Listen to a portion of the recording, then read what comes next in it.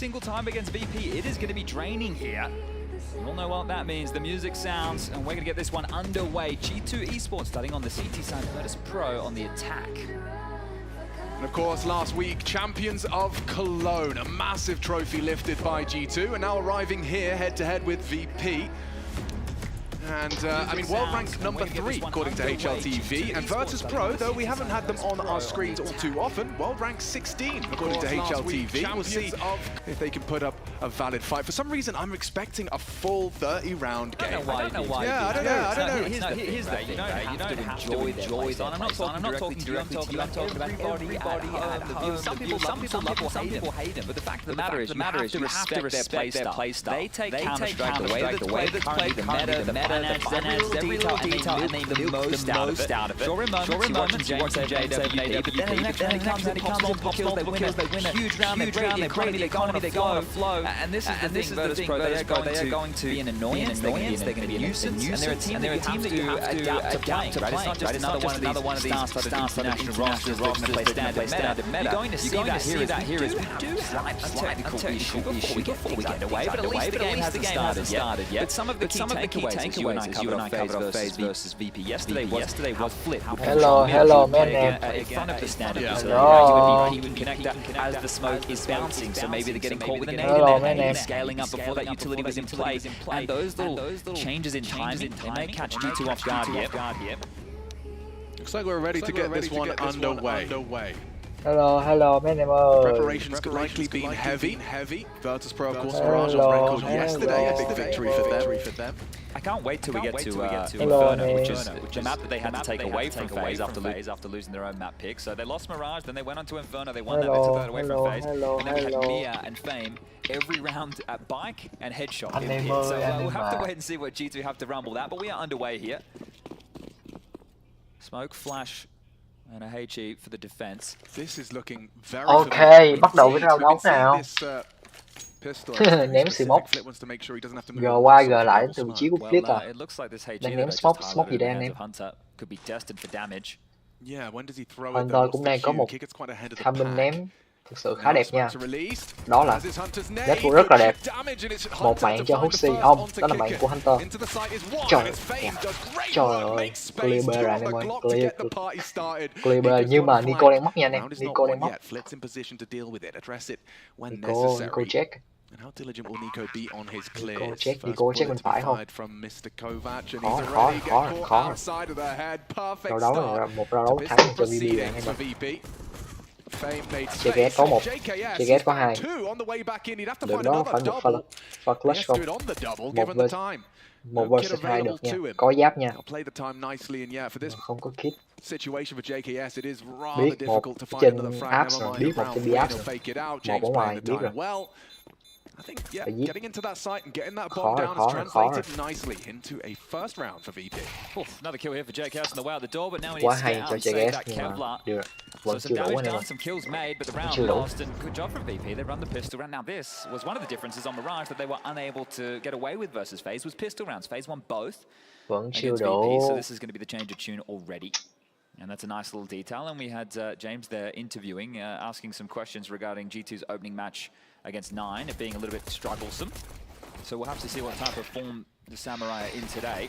But we are này thực sự cũng hay chứ, nhưng mà không check cái đó cũng xui. Không biết Heroic versus Ents on one side. We could have the winner of this. Well, no, we will have the winner of this versus Vitality as our second semi-final. Banger. Force buy back here. Ok, đến ra thứ 2. Vẫn bay à? Vẫn bay anh tìm chiếu G2. Signature pistol. I know that Hunter's been doing it for some time, but we got the cover up over there in Cologne. Huxi wielding that bad boy as well. But one of the keys right now is how are they going to dispatch of these smokes? 4 in total. You can see Nico here trying to play on the jiggles now. We highlighted regarding Flit playing ahead on some of these timings. He's going to play with the smoke window. Window Much more standard. Connect the block. Smoke connector đúng rồi. Over the top. A one bow combo. Vị trí ladder room này đang ngon nha. Không có muốn đi B không? Wants to be baiting for his teammate here. Flashing. As well to set him up. Flashing muốn check. Nhưng mà Hunter không ra. Flit investigating. Now that smoke has been deployed. Cái bọn VP này check kỹ quá anh em ơi. So Nico, no info. And like check kỹ statues, điên. VP On the A side, this pincer movement into Nico and JKS's sight. It's the perfect call, really, for the second round conversion. Gonna be very hard pressed unless this timing. Thấy rồi. Spotted out by Flit. Big one. Can Huxi finish off the damage the Hunter did find? He's picked up the SMG and the frag. JKS connects on the dig. They're committing to the A site. Time light. And Huxi spots out Jane. Great shot out of Jane. Could be traded here. It's good. Nico. Hay. To the head. Bomb is loose and very uncomfortable now for the remaining two. Biết một CT rồi. Chết rồi. Chết Monesi rồi. Chết Monesi CT rồi. Không biết có đoán là được Nico ở City không? Thật sự là một pha clutch được cho Nico nha. Biết rồi. White Card bắn quá tốt anh em ạ. Hết sòng cho White Card. You say good work from Kickett. I feel like we said that ad nauseum yesterday, didn't we, with the impact that he was having. Sure, a couple of rounds where he looked lost. Yeah, he was able to find an awful lot of impact here. Pha này mà không gỡ được thì hơi khó nha. One of the interesting factors with VP's victory, now we know they grind teams out as we go back through the highlights here, but it was top to bottom in terms of the frag distribution. Over 3 maps, Fame had 58, 57 for Mir, 57 for Flit, 56 for Kickett, and 52 for Jane. Rồi đấu thứ 3. You see the disparity over 3 maps between them. It was definitely a team effort. Spam. Không. This will be a lighter one from G2 now, so great job from VP to weather the storm of that forced buy. Now it's just down to a few upgrades. We'll make it 3 in total. Huxies as well. I don't know if we can discount that just yet. Shader smokes again, and yeah, you just see the awareness of Flit on the jiggle. Flash forward, this is perfect work. Just crossing their T's, dotting their I's. And maybe getting caught by surprise. That boost hay vậy. Một pha boost hay vậy. Sorry anh em nha. Đang check cái này khác. They might just leave him alone here. Yeah, I think I'd avoid him after hitting that one. Anh em ơi, cho mình số 1 được không ạ? Anh em có đang ngon không? JKS still has a smoke. It's not necessarily going to be able to delay as they are rotating in towards his side. But is it ramp? Is it palace? It's a decision to be made. In the meantime, Nico về market rồi. Nico muốn vào B rồi. Yeah, gamble the key word here. This is looking great for VP now. Third round should be secured here. Smoke rồi, smoke A rồi. JKS đứng phần này đẹp nha. Flashing. Bị spam rồi. Khó. Should just fall into place here. Nico's dig, maybe he hits a banger-ranger onto Kickett, the track that nails that. Trời ơi, Nico, the sequence of frags puts it onto Huxi in the 1v2. This has been costly. Nico nó bỏ người. Nó đợi. Rounds. Now, admittedly, not converting, but even on this lighter buy, they're going to leave with 2 frags. Huxi, yeah, they'll have a go with the Julies, but slightly better, much better weapon for the job. There you go. You get away with that. More damage would be fine as well. He can grab a kill on this $600 kill reward, and I don't think that's going to happen. Taps in the way, Huxi drops, and that is going to be the 3-0 conversion from VP. We are going to get into the guns here, so reflecting on what buys are possible. I'm sure Monesi is going to be bringing out the signature AWP. Remember, this is VP's pick, and giờ pha boost này hay chứ, pha boost này 1 mạng, 2 mạng trời ơi, 3 mạng cho vị trí của Nico. JKS cười à, JKS cười à. Không biết có ý đồ gì đây, không biết có muốn thắng giả này không. Cười. Hôm Symbol bắn cũng cười anh em.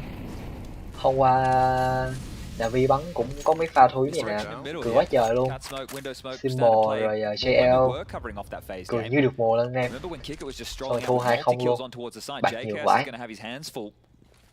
Nhưng mà công nhận Vitality nó vô nguồn về có muốn hay. Không trách anh em là Vi. This one feels like a full commitment, and Monesi, he is going to be cheating over with his signature weapon. Yet to see his name in the feed. 0 ADR. Kê off rồi. Kê off ở ramp rồi. So this is where Monesi can have his first contribution. Holding on towards the ramp side gives JKS ra mày. And he never mind a warning. He's taken down Flit. Now JKS is dumping you. Trời ơi, sai summon rồi. Ai à. Có được mạng của Nico, Nico có được mạng. Rớt bom rồi, Monesi có 1 mạng rồi. Liệu Big Sham ở Ballet không? Big Mir ở Stay không? Nico 22 máu. 2 vs 1. Chắc chắn là safe rồi, 12 máu, safe chắc rồi. Bom rất A mà, hay quá, Mercy hay. Ở đây Mercy hay quá này mà.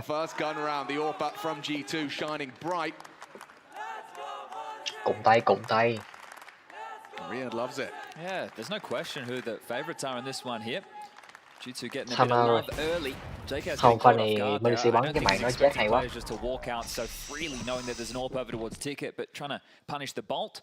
JKS goes down, but that's the only real concern on the side as we go into our first tactical timeout. So we've seen Nico with spicy deagles already. We've seen Monacy hitting every AWP shot he takes with quick adjustments. It's definitely a sign of life in the sense that all the individuals are online in a form that we've grown to expect from them. And then for VP, it's going to be interesting to see if they can continue to kind of grind them down, you know? I think it's very interesting to observe Virtus.pro and their approach to the game, which can leave even some of the most impressive individuals left wanting. Yeah, Yanko was talking about it on the desk yesterday. He was talking about the finances and how they have like an extra layer to the way that they approach the economical side of this game. But here's maybe another example of that. You can see the investment from Mir as the other four very light on. G2 on the other hand, an extremely heavy investment into two AWPs, and this is where things can get a little bit out of control. It gets out of control if, and it's a big if, there is an opening made by, well, it could be anyone. I think Mir, as you can understand, is probably going to be the most likely. Huxi có ốp, Huxi có ốp, Huxi cơ đi áp. Very interesting setup this one. They broke the vent. Bắt cấp cho Huxi luôn. Có mạng cho vị trí của Huxi quá hay. Quá chính xác. Mi tên vô được window nha, vô được jungle nha. Liệu có biết không? Chặt. Ui giời ơi. Mi bắn kinh nha. Điệp Mi có 2 mạng luôn, khó rồi. We discussed it. He's made the Trời ơi, Rao, Hero AK. Oh, he's ready for the boost. He can catch a boat. What a hay quá anh trời. Get some boats trying to relocate. Má ác. James left with just a Glock. Actually interesting to note that he was the one going completely naked into this round. Thôi, James ra hiến tế thôi, hiến mạng thôi chứ sao giờ. Sao mà flash được pha này. We'll have the challenge against the secondary AWP for this team. Huxi's missed the initial, we'll find the follow-up. Exactly. Imagine, he kills Huxi, picks up the AWP, gets the bomb down, Jane with his weapon in the site in a 1-on-2. Yeah, I think my brain did a couple of extra jobs there. I could see where that was could potentially go. This is a lovely two from Mir. Got the info as well on a second B, and this is a big fight. I mean, Hunter... Round winning. Could have got very awkward there. We saw a potential for a spiral. But they keeping the pressure on, right? Even though the round was still G2s, there were so many kills that came through with relatively light investment. Rocking the Magnesium, or Hunter's Magnesium M4. This is the standard little mid-hold here. So staunch quite forward. So it's a cross. They should be aware that that is a possibility. Okay, vô round thứ 6. They're going to try and hunt this one down silently here. He's got support on James. Now they re-molly it. That's full buy à? BB vẫn full buy. Ồ, biết flip trong đó ta. Trời ơi, dữ vậy. 5-6 máu. Khó rồi. His limbs hanging off of his body. Mercy going mid. Try and get him out of trouble. Well, this is the difference when you're watching a team like VP. If you were aware that there were so many bodies over towards middle, you would try and pressure extremity. That hasn't been done, and it comes their way. So isolating Flip for what was about 30 to 40 seconds there with U2. Quite the standoff. But G2 will find that opening, and now for VP to regroup, and we know they like to do this. Back roll late and just trade their way onto sides is something they've been relatively successful at. Yeah, and it works. It really works. Bộ A khó nha. Vừa có một trái smoke ở ram rồi. Smoke này smoke window. Góc kê này đẹp nha. Kê này to nha. Nhưng mà không biết có muốn đi qua. Oh, Nico móc nha. Ra rồi, Flash City rồi. Không, mình nghĩ G2 sẽ thắng pha này. Khó rồi. Nico sẽ là key player cho G2 nha. Vẫn play time rất là dữ. Mới G2 bắn kinh quá anh em ơi. Yeah, fortunate with the flank there. JKS didn't look comfortable on the side. Maybe that was because of the flank. He didn't want to overextend, just wanted to still seem like a bit of a threat, but either Perfecto luôn chứ. Still looked dicey for a moment, but we'll tie things up now. Well, we all know how good it feels. Khó quá này, mà khó cho VB quá anh em ơi. I'm flanking. What do? You're just desperately trying to puff up your chest, not die. and look like a full commitment Khó on that rồi, defense. khó rồi. And don't make it too obvious. Khó rồi. Right, don't just start spamming. There's also that little tack to it, but here we go. Back to Lục conditioning. flash khả năng cao rất suy rồi. Here they come. Ồ, quả lửa, quả nết, trời ơi. Ai da, quả lửa, trời ơi. Thiêu cháy sa mạc rồi. Biết rồi, chạy qua rồi. And you understand the call, right? Trying to run over that secondary AWP. So if Hunter was to play through middle and jump up catwalk, he'd be disconnected. So knowing that he needs to be tethered towards Hooksy here as that secondary B defender. And they should be getting away from this one scot-free. Missed shot towards top mid. It's Flip, Mir, and Jame, the final three. So let's see if they can keep the finances at least somewhat honest. We were just discussing they were doing a good job in the previous 2 rounds, and the last one, the third, that G2 picked up, maybe not so well. Lầu. Mà bơm ở B, muốn fake A rồi, muốn fake A xong rồi đặt bơm ở B rồi. Muốn fake A xong rồi đặt bơm kiếm tiền ở B rồi. Remains to be seen here. You can see JKS, a decision, a wise and informed decision to be as far back as possible, knowing probably against those sidearms makes the duel có màn. less lethal. Không, nhưng mà số 6 vẫn đứng kê, Hunter vẫn đứng kê. Có màn thứ hai, Lucy có màn. Bắt bài rồi. You'd be happy that if you're Swanee as well, right? You know the little tricks they're up to. Hunter premeditated in terms of making that step. If you are here, let me make it seem like I'm rotating over towards the other side, so you jump on out and baited right into his jaws. Was not a difficult round to deal with considering the purchase, but well-handled regardless. Now let's see what type of pacing we get up to with Flit in middle, because they just caged him in that last gun round. He had absolutely no room to move. You want to burn 2 smokes on the top mid box? That's fine. We have more mollies. We have more players. More than happy to deal with this. And guess what? VP are coming. Ooh, and so are Nico, Monacy, and Hunter. And so it's Mir. 1 shot to the dome. JKS beheaded. Okay. Monacy with Nico's support. So not anymore. Kick it's gone. And this is awkward now as 3 bodies drop for G2. Flip caught off by Hunter, but already stomaching a huge disadvantage. Going forward on this, kick it is laid out. Hunter's dead as well. Kick it very quick on the trigger. Yeah, looking quite sharp in this round, isn't he? Just bopping 2 and leaving Hooksy, who they know has a secondary AWP here. So they can turn the screws on this one. The bomb will still need to be collected, but that's not the drama for VP right now. A 1-on-4 situation against the in-game leader of G2. They have this one every day of the week. And this is where VP will make it count. Not only aware that Hooksy likely has an AWP, they know the round is theirs, but how do they make it as costly as possible?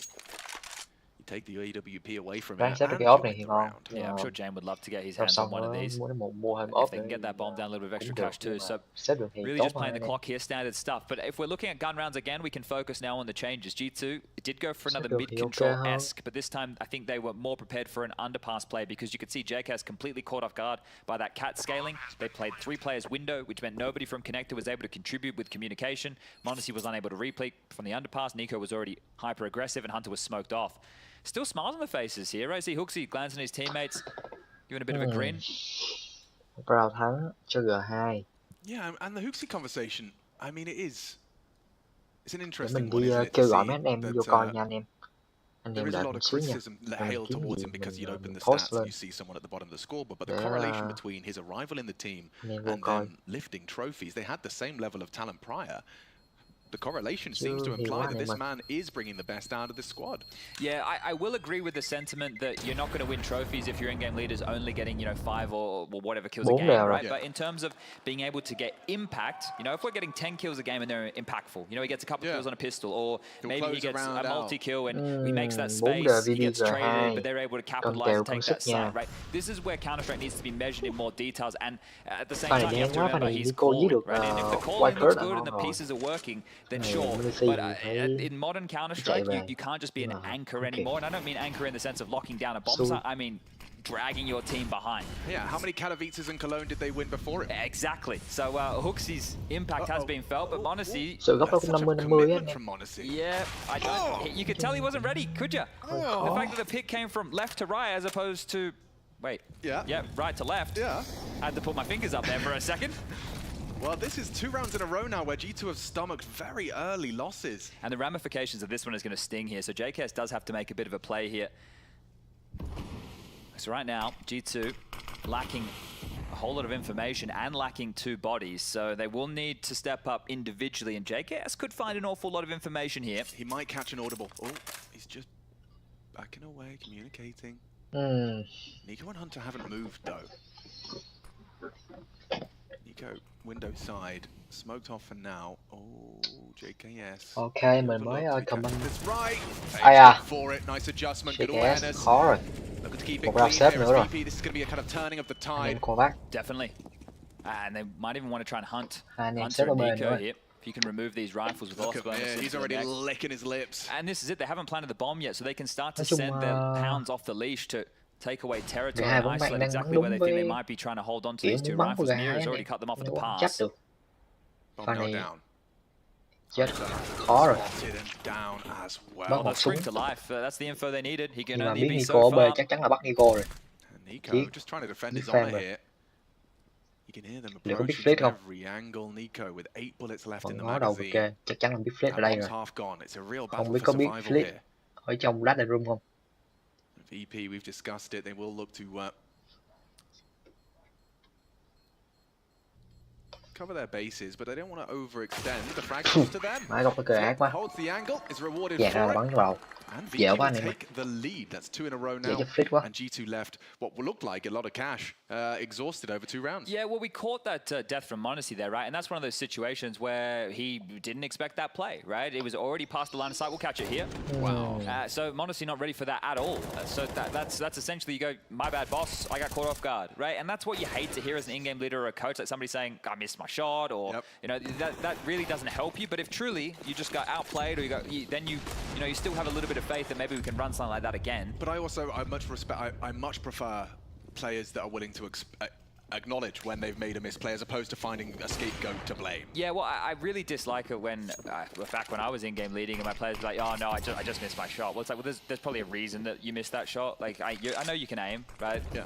But sometimes it's just a whiff, sometimes, you also, know. I can do anything with that. I can't make a decision off the back. You want me to call the same round again and hope that you hit your shot next time? Đi bên trước một round was like, nha. oh, my timing was bad, or the flash didn't work, or he had the best score. Yeah, round úp lục à? Thấy mi không? Could be. Thấy mi không? Như thấy à? Thấy mi à? Thấy không anh em? I don't know. Yeah, they just start spamming again. Thấy. Not worked out well. Má mi đứng góc. No, not at all. He's so aware. Good to see Mir actually. I feel like he was having a couple of tough games in that previous series. Well, I think trying to find your place in this team as well. The Desk was discussing it could be, and this is what we remember from him back in the day and Spirit or Vegas Squad. He was a bit more of an aggressive piece. Nico so I like the way that he would always used to play around smokes, but he's been off our screens for some time. And he's the oldest member of this team and the newest addition. It still baffles me that one. I always kind of saw him as like the young gun. Yeah, but he's 27 now. 27. Thấy mà khó. Fame on the other hand, the other side of the spectrum. Bắt bài anh em. And tapping heads again. Fame looking comfortable here on the big stage. 91% headshots at the moment for Fame, so he's doing all right, isn't he? Okay, well, it wouldn't be a bad time for a timeout for G2, and that's exactly what Swanee's called here. See the coach got the notes in hand, as this has now turned into a 2-round game, as the bye will come back out for G2. We've already seen Hooksy wield that secondary AWP, so the option for him to fall back on that is a possibility, considering his financial situation. But this is where we've seen 2 gun rounds, right, where mid-aggression was on the cards here for G2. They want to take the fight. When they lost it the second time, they went for more plays on the extremities, looking to try and isolate some of these gaps in 1v1s. What is going to be the change up here?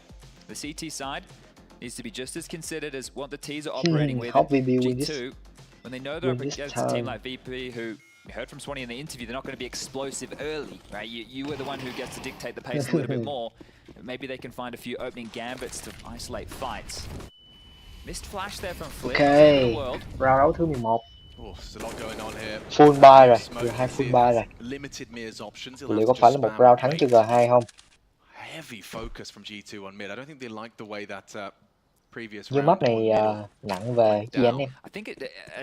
Mình bắn map này thì mình thích bắn CT hơn.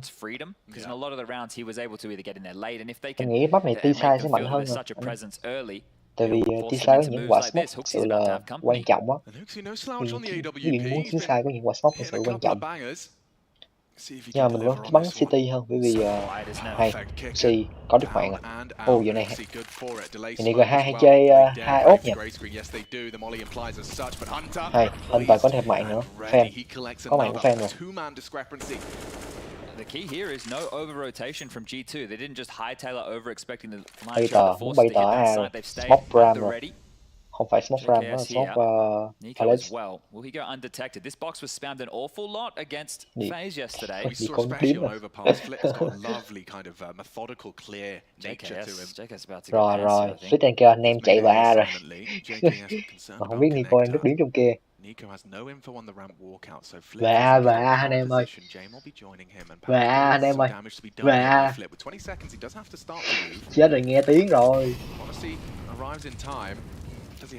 Nico có ra không? Nico vẫn núp. Nico có được mạng.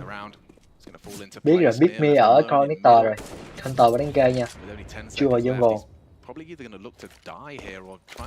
đó một round set rồi. Sao mà cao rồi. Không đặt được bom luôn rồi. Không đặt được bom luôn. Hunter vẫn kê ở đây nha. Không, Hunter không tò mò, Hunter không cool skill. Quá hay anh em ơi.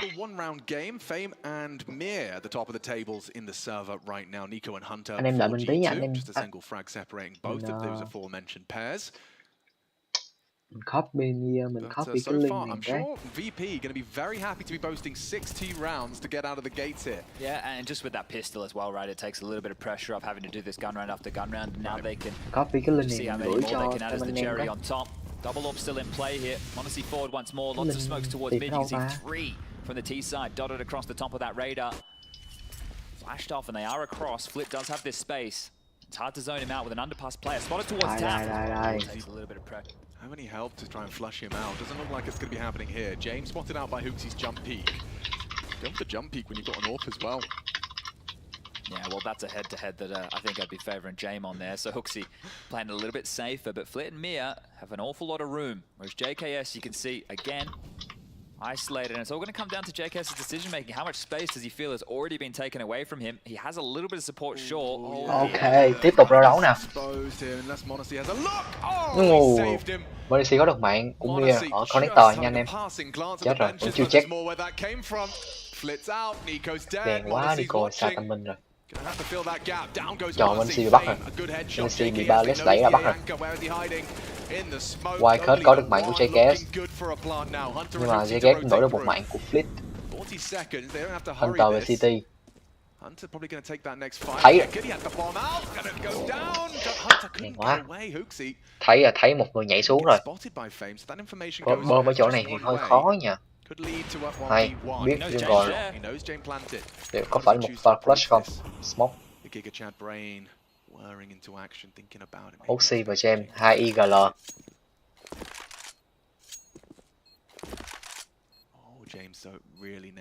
Muốn đỏ cao. Má đứa gần smoke quá khó rồi.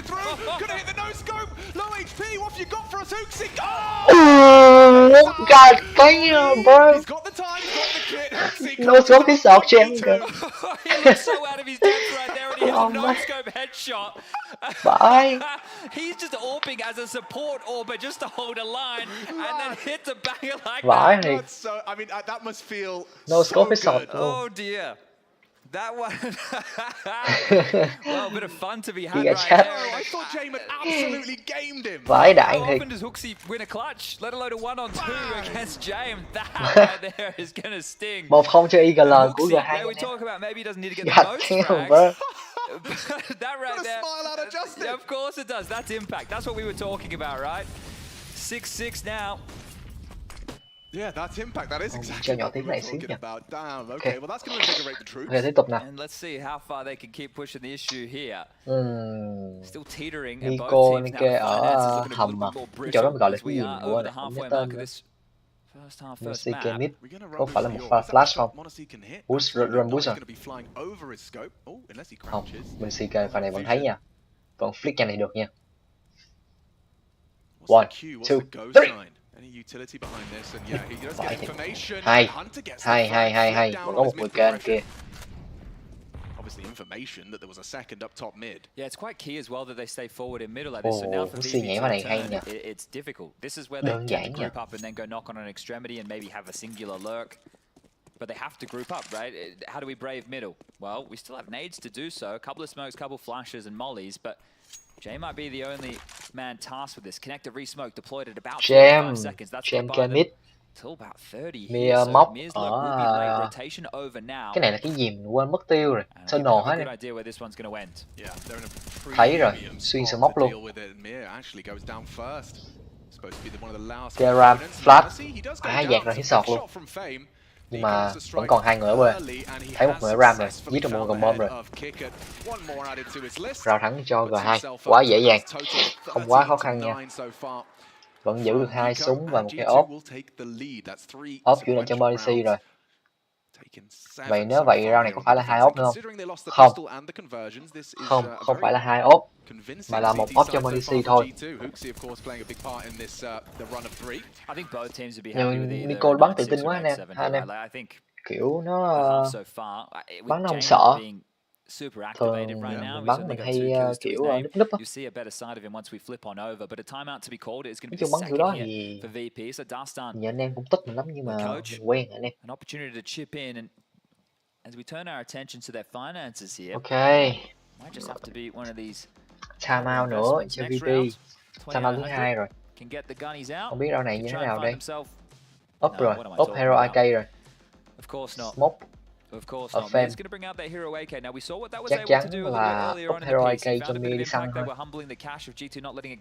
Thật sự Mia đang bắn, nói chung là ok nha. Cả Fame nữa, Fame nó bắn cũng rất ok.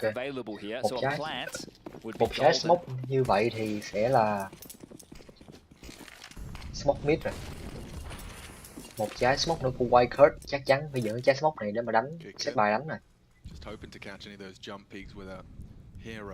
White Card, BB Apps không phát hiện ra được gì. Nico spam qua smoke ở Ram cũng không dính ai hết. Nico nhá check. Mid không biết có ai cơ nhỉ. Hello anh em, có anh em nào đang coi chương trình số 1 được không? Hello. Vẫn là run boost. Mercy biết không? Nico phải lùi lại rồi, khá đau nha. 62 máu khá đau nha. Cũng 92 viên AK đúng mình. Ơi, pha này nếu mà kê ra hơi khó nha. Pha này thằng Mia đẩy gần rồi. Thấy rồi. Khó nha. Lùi về Mercy ơi. Ai à, trời ơi, double kill. Ai à. Biết có lên off rồi. Có thêm một cây. CSGO có được mạng ở Ram. Bắt được mạng ở connector. Thấy nằm súng ở connector rồi. Có được mạng của Hunter. Hết đạn. Má Hunter bắn chiến quá anh em ơi. Má, một round đấu Hunter cứu anh em G2. Tổn chiến quá, tổn hay quá.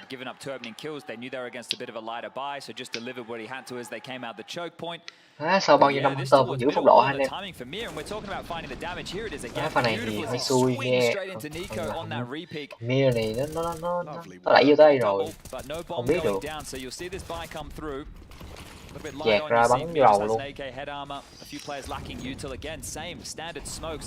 Lửa rồi. Full buy AK nữa rồi.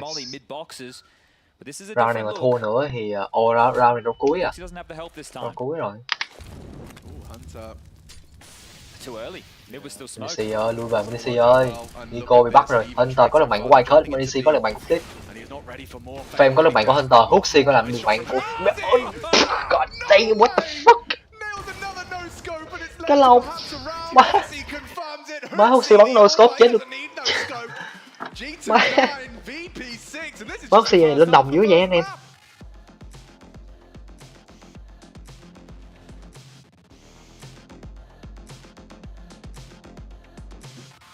Huxi này lên vãi luôn á.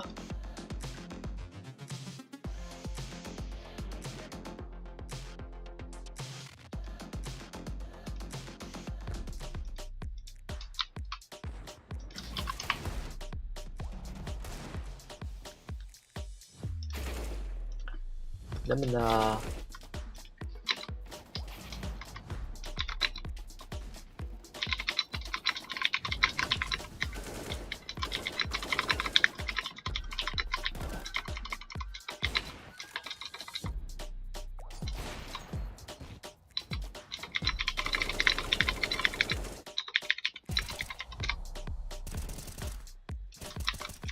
anh em Việt Nam ơi vào xem stream nè. Let me see BEGL, IGL and Husi Opber. Husi no scope. Bear than symbol no scope. Lại chọc symbol nữa anh em. Lại chọc symbol nữa. Switch thì cũng có vậy anh em.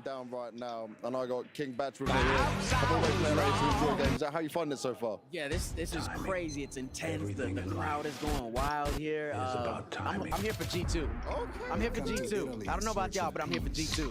He's on my side. I like that. And Counter-Strike wise, right? This is where it gets crazy. This is we're getting towards the semi-final spots right now. These teams are fighting hard for it. G2 got the fan favorites as well. Who's your favorite player? My boy Nico. Anh em ơi, cho mình xin số 1 được không ạ? Who's up right now?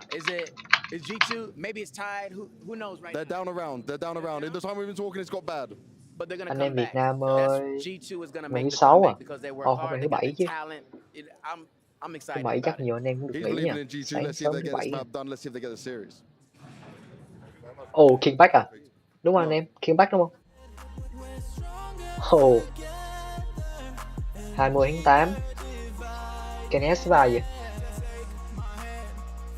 Mình không biết đọc tên này anh em ơi. Asa Bicep này cái gì mình không biết đâu.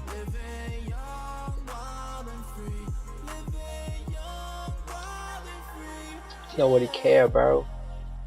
Bro, fucking pack, man. Revenant since VIE.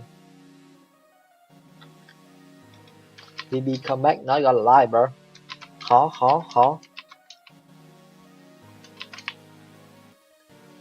Khó. Để VB quay lại thì hơi khó. Mình không biết map pick này của ai nhỉ?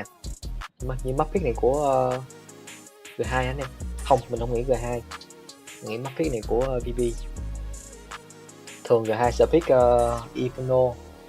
Inferno là nói chung G2 bắn Inferno hay.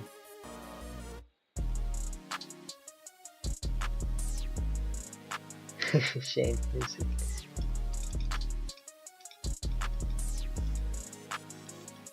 Công nhận mấy ông này toxic quá nhỉ. King Pack thì bây giờ thì cũng flop rồi anh em. Chỉ nổi vào khoảng 26, 27. Cái thời gian đó thì King Pack nổi thiệt. Nhưng mà bây giờ thì chắc cũng ít người xem rồi. Anh em ơi, vào xem mình với. Anh em ơi. Anh em ơi.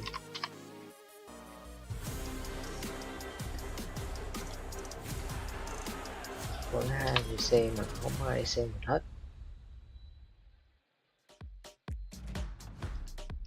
That one, 9-6 on the half. Virtus.pro with 6 to work with as we swap sides to the defense. It has been all smiles and, well, no scope headshots as Hooksy has pulled off a couple of those. In fact, both leading to a round win for G2. No complaints from him, boasting 8 kills so far in the series. But Hunter and Nico with a nice 30 frags combined. Certainly not a bad day in the office. Yeah, Hunter's had a couple of impactful multi-kills here. I think the one that sticks into my mind was the double with the Famus in that first mirror upgrade like round. 3v3. Quay trở lại nào. And I'm just trying to reflect here, like Fame's been doing pretty well. He's been hitting some shots. There's a whole lot of headshots coming out of him. But 9-6 pissed around to come in. Remember, Virtus.pro yesterday on this map didn't win a single one. They already won to the good. Let's see if they can double up and try and chase what FaZe were able to do.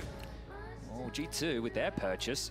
Extremely BB và City nha anh em. A single lick of util other than the Duo, hai cái duo. decoy smoke. So Hai cái duo và full giáp.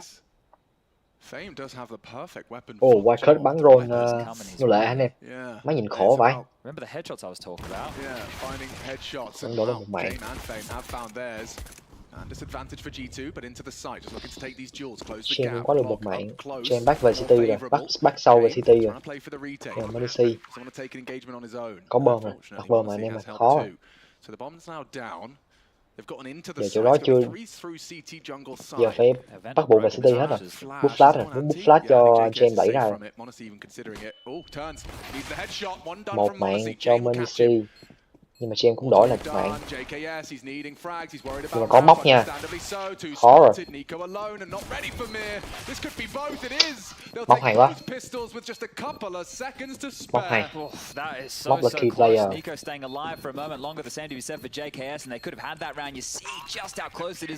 Ra thắng. Ra thắng pistol đầu tiên của VP. G2. Yeah, you're assuming the force bar is going to come in here, right? It maybe dropped AKs or investing into Galils. There's plenty of options available here. You see Hooksy being everyone's favorite type of player, jumping out first to be traded. Right? These are the things that you need to keep in mind for scenarios like that. So throwing himself forward. Thua thôi ông nhỏ ơi. Chính hỏi gì? So in the first round of the second half, he jumps to try and get the info and bait the crosshair. Second round, he spends all of his money on a weapon for one of his superstars. You know, this is the life of the in-game leader. Yeah, and these are the details that need to be highlighted for these individuals. Right, the numbers don't necessarily have any of that information. Yeah, right. So this is how we stop them from being extremely disgruntled at us. Nếu mà ra này thắng thì VP hay, nếu mà thua thì sự không mạo hiểm, nhưng mà cái gì cũng vậy anh em, càng risk mình càng mạo hiểm thì mình càng có được lợi nhuận thôi. Người ta có câu high risk, high profit mà anh em. Nhưng mà U2 thì chắc chắn sẽ là một smoke. Nếu mà đánh B thì chắc chắn sẽ là một smoke che ngay chat thôi. So many bodies around mid to clamp down for VP. Thấy Mia rồi, Mia thấy Nico. Một mạng dành cho Mia, hai mạng dành cho Flit, mạng dành cho Flit rồi. Bắt được Hunter.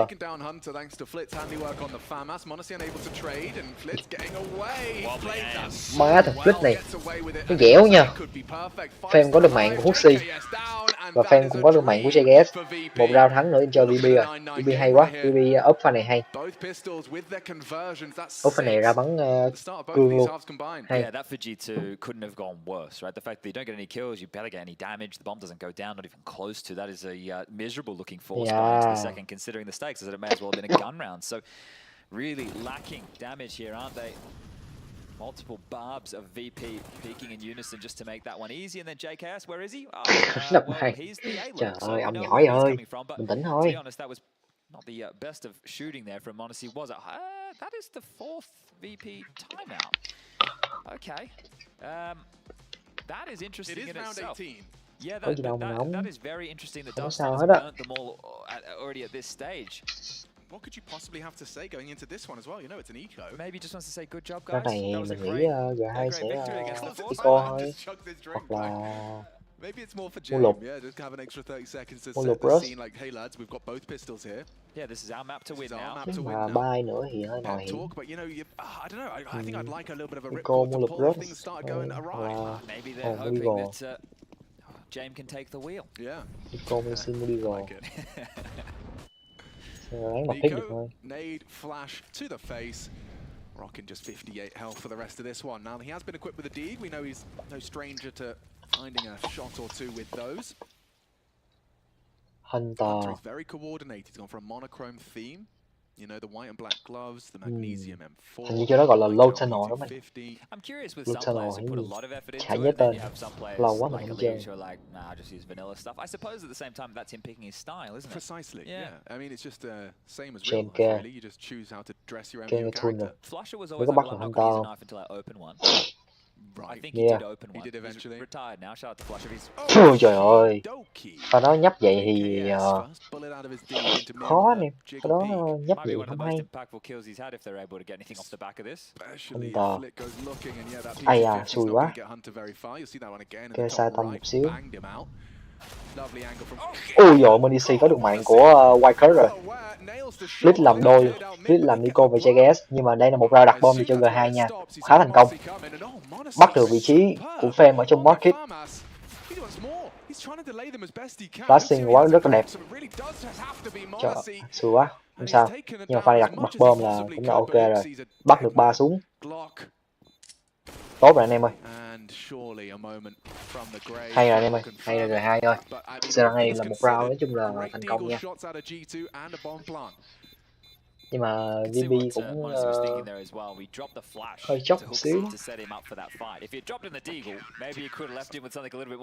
chung đối với G2 thì này ok, nhưng mà vẫn là một round thắng cho VB thôi. Vẫn là ok, vẫn là mọi thứ vẫn trong vòng set VB, thứ vẫn ổn. Nhưng mà không biết round này Minic có muốn mua ốp không? Mình nghĩ là không, bởi vì bắn Tisa và bắn ốp thì hơi bị kiểu như hơi bị mất lợi thế một xíu. Tại vì mình bắn Tisa, mình bắn ốp mình bị động anh em. Vẫn là có ốp cho Minic. GM có được mạng của Minic rồi. Một pha ốp không thành công. Liệu có phải là một pha gỡ không? Nhưng mà số 0 là ai vậy? Số 0 là Nico đã vô tới sandwich rồi. GKS cũng vào được Ram rồi. Muốn đánh A không? Nhưng phải smoke City, smoke Stair lại nha. Thấy rồi, thấy cái đầu của Fem rồi.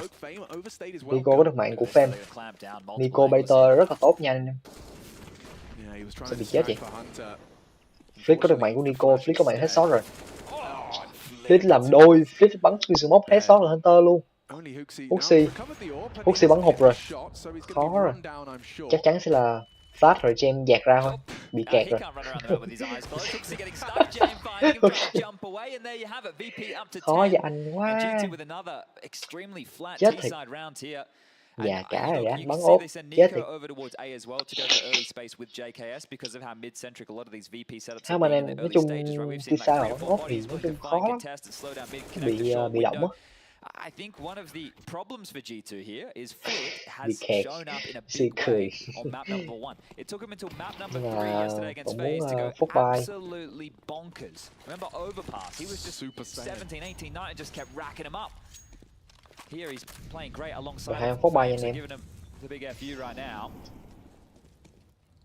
Actually they're F2. Chắc chắn là một round đánh A rồi. Muốn tạo động ở B. Sau đó sẽ là một pha chàng A thôi. Smoke, flash. Flash rất là nhiều. Dạt ra. Nhưng mà đụng. Cái gì vậy? Nhưng mà vẫn là một round đặt được bom nha. Cũng khá ổn. Nhưng mà nếu round này nổi được vài súng thì ok. Nico có mạng của Fem. Headshot. Có biết, nhưng biết Flit ở đó thì phải. Mie làm đôi, Mie có Huxi, có Nico luôn rồi. Monici làm mạng Flit. Sự không cần cương đâu Monici ơi. Hay, GKS có được mạng của Mie. Mie cũng làm được mạng của Monici rồi. 2 vs 2. Thunder đang có một góc đẹp nha. GKS ở connector. Quá hay. G2 bắn rất là chiến thuật anh em. Bất là chiến lược.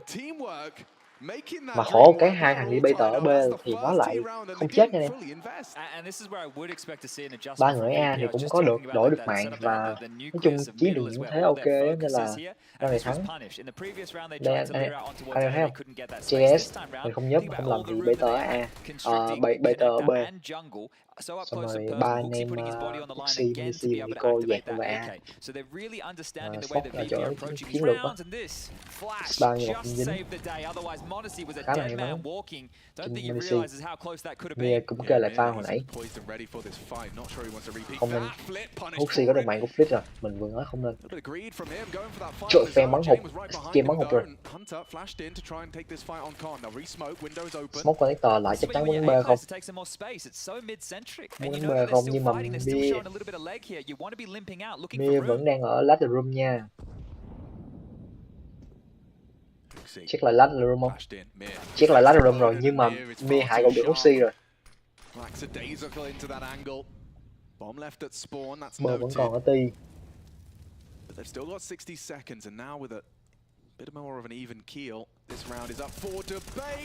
Flashing mid. Hunter còn 6 máu. Quyết định không cương, nó chịu vị trí Mie. Sự bắn rất là an toàn, bắn rất là kỷ luật nha anh em. Sự bắn rất là kỷ luật luôn á. This is what VP want G2 to do though. Yeah, they're giving them what they want, but not to say that Monacy Nico can make some space Ok, regardless. fan.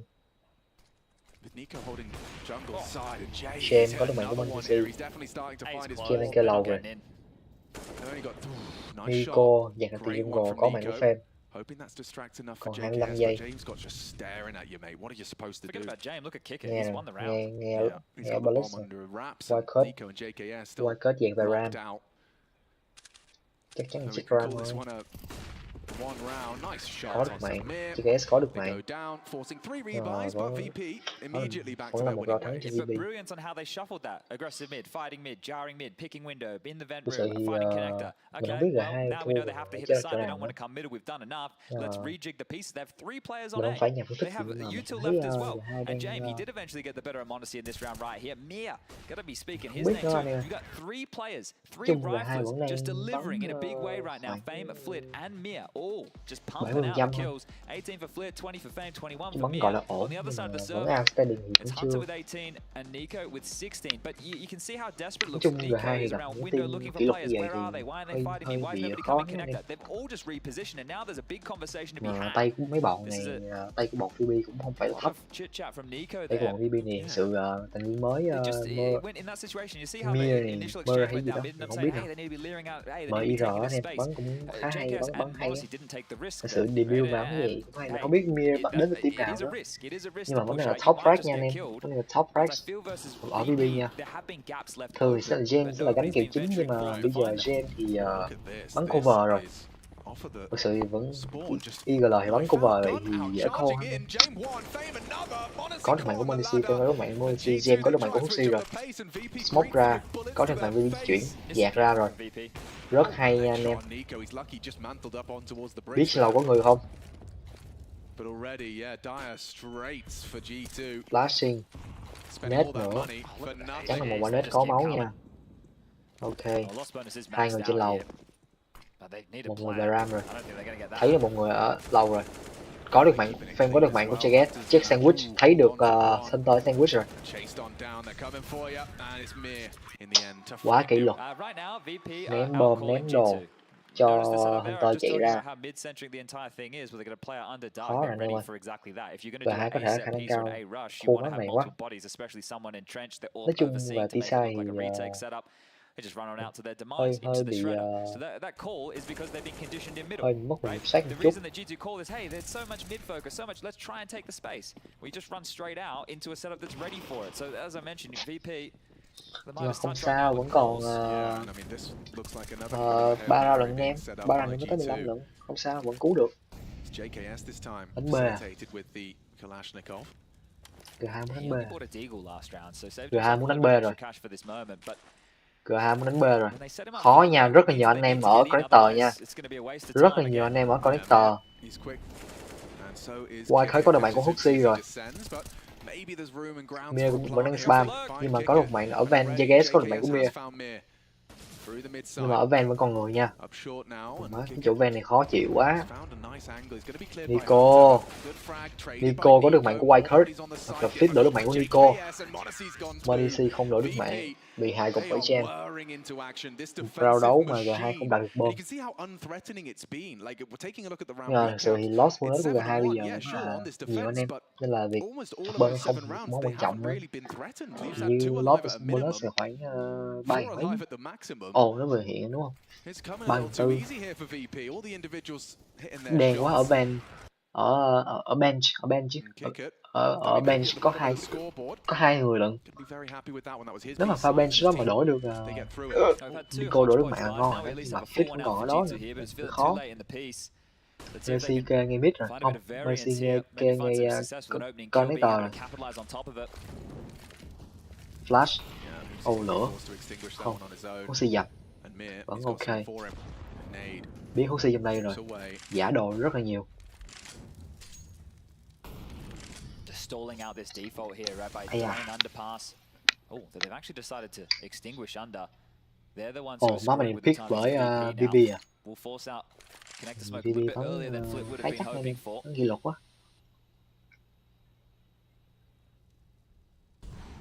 G2's hopes of having a competitive second half Mia này bắn ở lá này room tốt nha.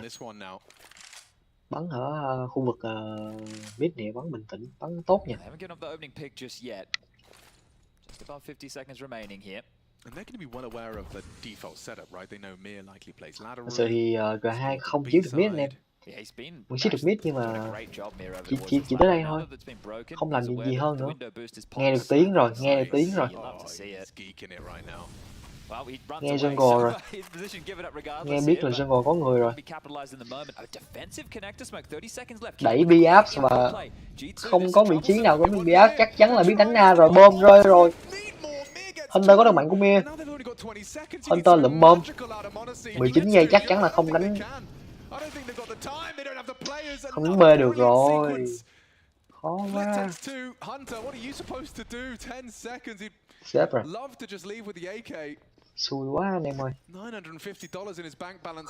Thấy không mình nói mà anh em kiểu thằng mơ này nó thằng mơ này nó thực sự nó có một vai trò quan trọng anh em.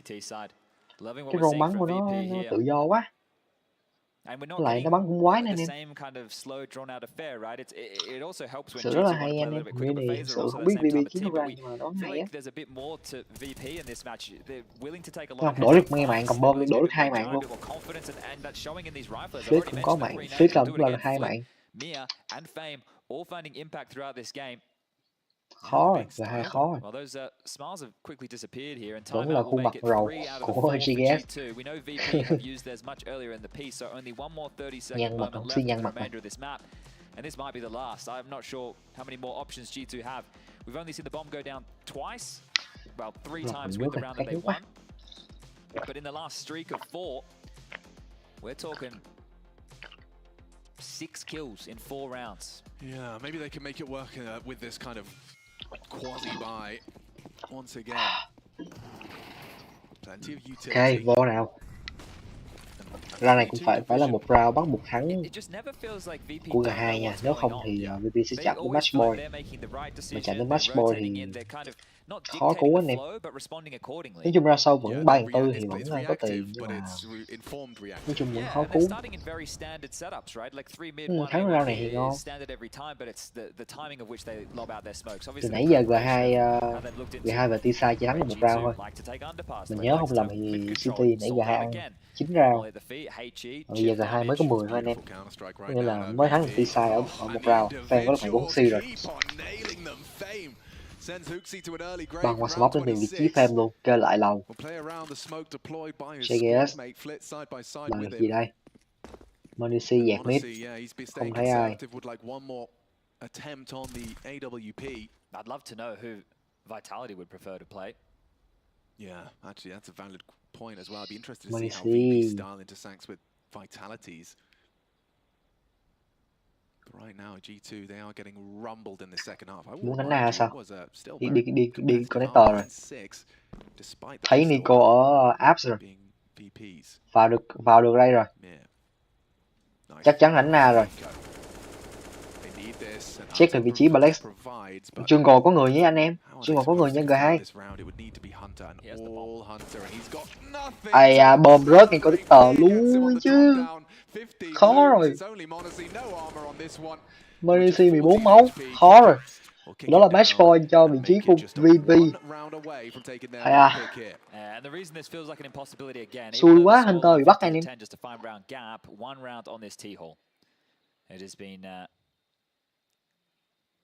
A flat showing from G2. I don't even know how else to put it here. They haven't been able to find much access.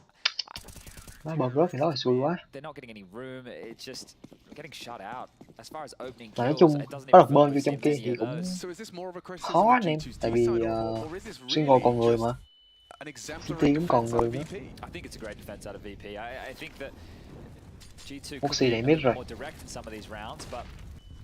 Flashing connector. Hay, Huxi có được mạng của Flip. Smoke lại vị trí của jungle.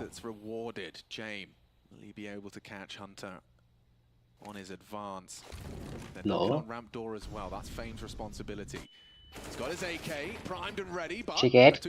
CSGO có được mạng của Fame rồi.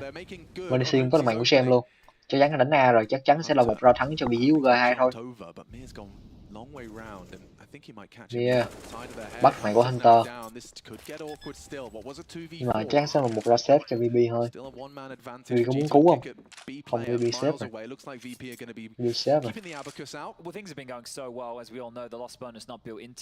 Sau này Huxi đẩy nhanh quá anh em.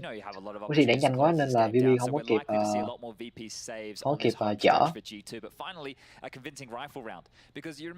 Nói chung thì phải cần có những pha đột biến đẩy nhanh vậy thì mới được. Còn nếu mà bắn chậm quá thì VB bắn tốt anh em. VB bắn chậm tốt quá. It's going to be his fourth. Huxey's been involved in 9 opening exchanges throughout this map. But I always wonder when you've had such a drought. Xong rồi một round thắng 15-11, còn 4 match point nữa. 4 match point nữa mới 4 match point nữa mới về OC. If you're a Nico, you're a Hunter, you're a JK, all of them, actually all of them. You can't be scared to make a move like that because right now nothing is really been working. Huxey said screw it. I'm just going to go and fight connected and try and look for a kill, and that's exactly what he did. And this is where you need Money to go, hey, I've got a good spawn for B, let me go pick. And Nico to go, yo, I want to go out Palace and kill this guy. You need your individuals to want to take a bit of a risk here, and Money, can he deliver an opener? Okay, tiếp tục thôi. Flash mid, Money. Off. Chết rồi, Fit có màn của Huxi rồi. Money có màn của Mir. Lỗ City, Nest City, Flashing. Trời, bị bắt rồi. Phi có là mạng của Manici, Jem cũng có mạng của CSGO rồi. 2 vs 4. Anh em con vắt liệu có thể cứu được cái round này không? Hunter, anh nói chung VB cũng chưa biết vị trí của Hunter nha anh em. Nhưng mà thấy rồi.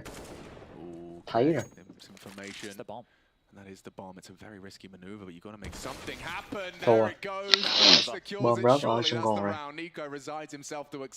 Thua. In this series, they'll have to do it the hard way. VP though, picking Mirage into G2 and with a stunning CT side. Vẫn còn người ở trên Palace nữa. Nghe tiếng rồi.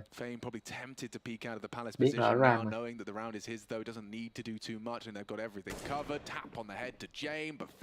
Yeah. Và đó là map thắng đầu tiên cho VB. Hay rồi, hay anh em ơi. VB bắn tốt nhỉ? VB bắn tốt chứ.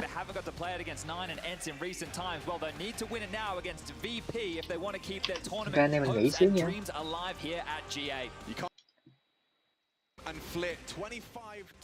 Nhỏ nhỏ anh em. Không ai coi hết rồi.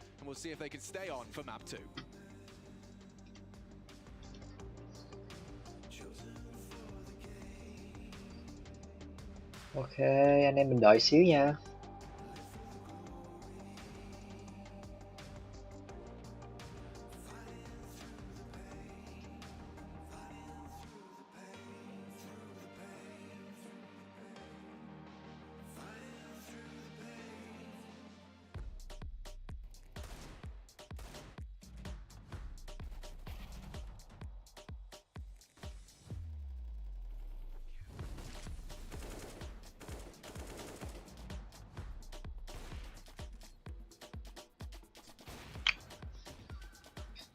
Ok, nghỉ giá lao xíu anh em ơi.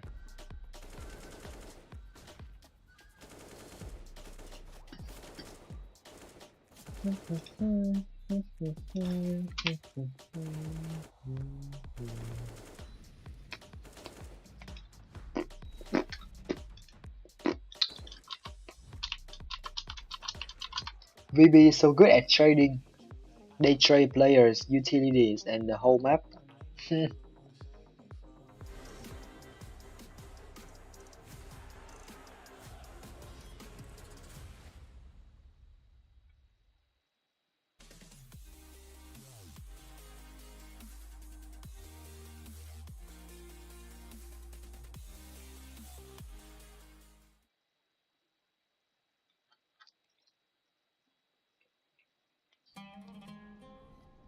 Yep, how they control the map is good to watch. Their city is solid.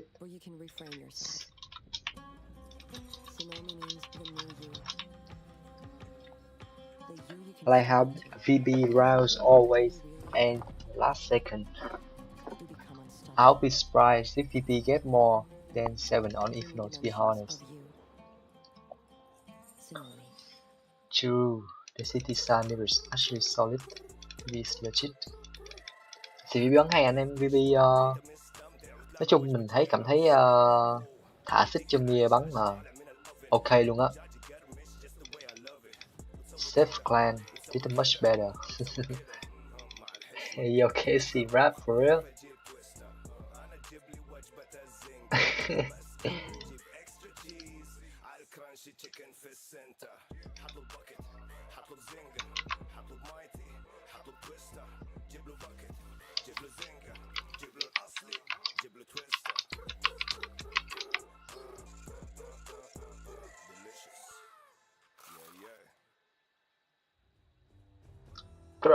Bra.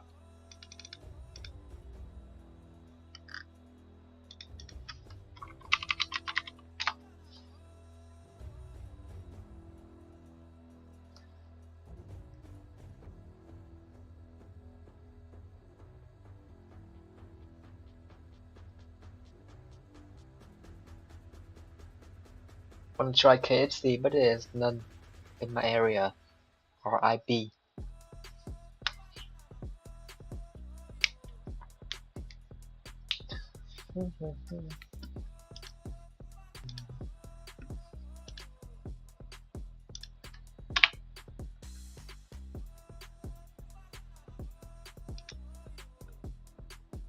Pepsi sucks. Pepsi zero sugar. This is very good. Popeye way more. Mình thật sự mình chỉ ăn KFC. Mình ăn KFC đây một lần. Thì KFC cũng ok anh em, nhưng mà cảm giác cũng không được chuộng người ăn hay sao. I'm Dutch. Easy for VP. Yeah, of course.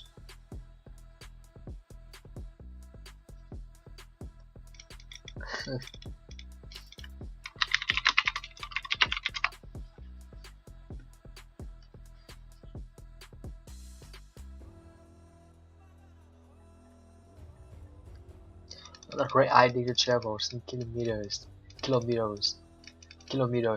for fried chicken. From the west coast US, we live in the east ATM. We don't have Popeyes in Hungary since 2013.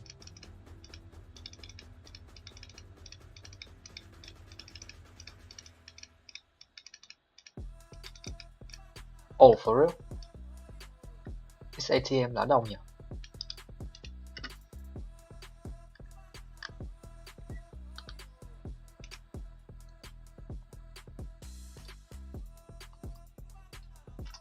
Chắc không nhờ.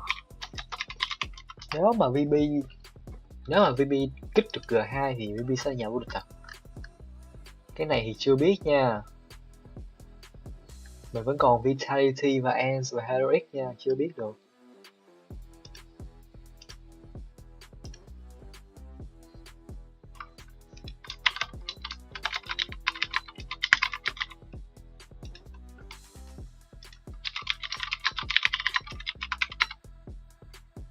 We still have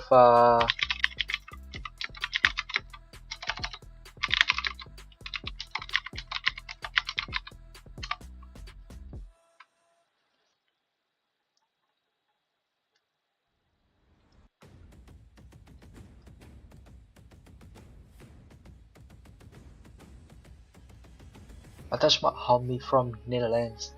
How to produce music. You guys are really chill. Hợp lý anh em, tại vì Hà Lan nói chung là EDM đồ của Hà Lan thực sự là outstanding rồi. I like saying Dutch so people may understand and think I'm German. If we win the whole tournament, I will eat my cat.